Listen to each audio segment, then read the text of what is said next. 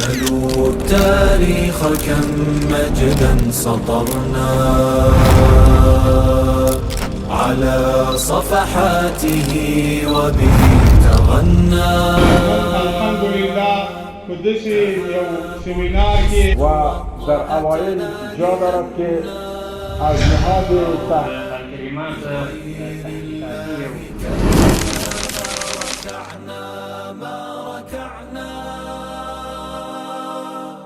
افکار دي مثلا هیومنیزم دی، مثلا نشنالیزم دی، ډیر شیان دي.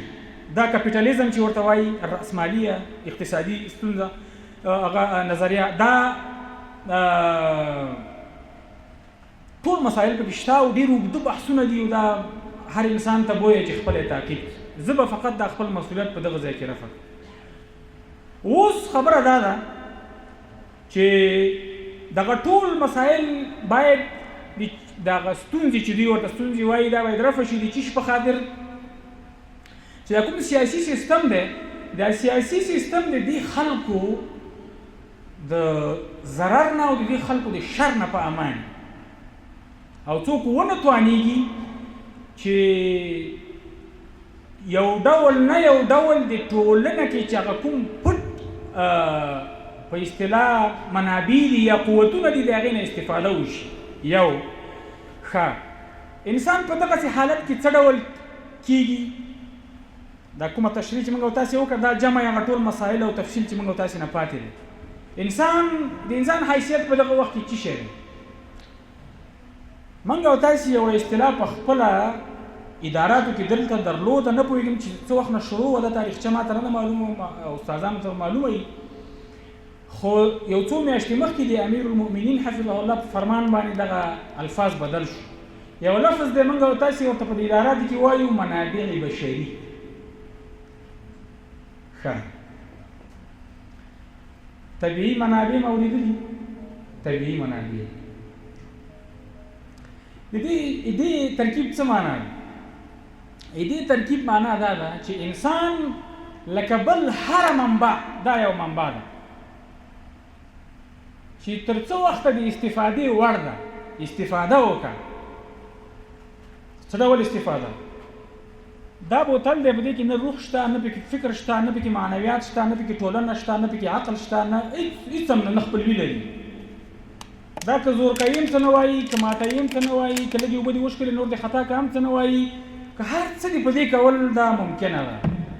انسان د دوی په ذهنیت داسې جوړ که چې دا انسان باید دغسې وکارول شي. همدا وجه ده ورته منبع وایي. دا موږ تاسو یو خبر اورو په غرب کې وایي چې څوک راشي وایي ورور هلته ماشیني ژوند دی، هلته داسې اجتماعي ژوند نشته. ماشیني ژوند دا معنی چې انسان پکې دی یوې مادي منبع په توګه داسې کارېږي چې لکه څنګه چې د دې یوې وسیلې د ترمیم اړتیا که ته لرې او ته یې ترمیمولی شي، نو دا انسان هم یو منبع ده. مثلا دا صحي بیمه ده او دا خدای خبر شه فلانۍ بیمه ده او دا هغه بیمه ده. دا د منابعو په توګه د ترمیم لارې چارې دي، دا د انسان حقوق نه دي چې دا باید د موږ او تاسې په ذهن کې حاضر وي.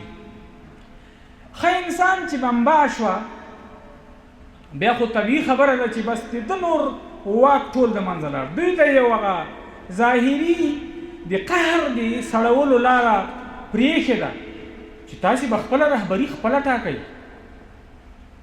تاسې د رایې ورکولو حق لرئ او نورو به په ټوله دنیا کې څوک ثابته نه کړي چې د فلاني دولت حکومت دا رئیس جمهور کوي که 15 هغه کسان دي چې د پردې شاته ناست. دا رئیس جمهور همغه ټاکي، دا نظام همغه ټاکي.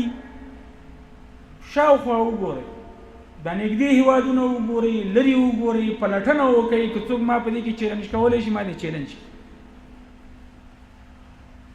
په دقیقه معنا تاسې څېړنه وکړئ چې په ټوله دنیا کې کوم نظام دی او کوم دولت دی چې په صحیح معنا پکې هغه سړی حکومت کوي چې هغه د خلکو ته ویل شوي چې دا د تاسې په رایه راغلی او هغه 15 کسان پکې حکومت نه کوي چې پټ ناستي کله دا یو راولي کینی دا بیا لري کې بیا بل راولي هغه کینی بیا دا هغه لري کې بیا بل راولي هغه کینی خلکو ته وایي چې دا د تاسې په رایه انتخاب شو دا د تاسې په رایه انتخاب شو.